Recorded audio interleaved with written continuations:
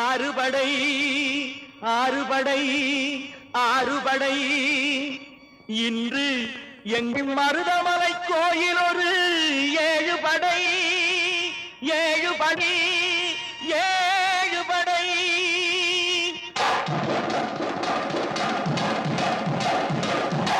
மருதமலைக்கு நீங்க வந்து பாருங்க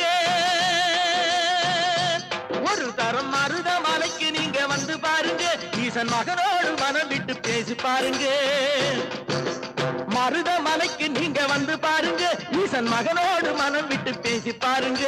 தீராத வினைகள் எல்லாம் தீர்ந்து போகுங்க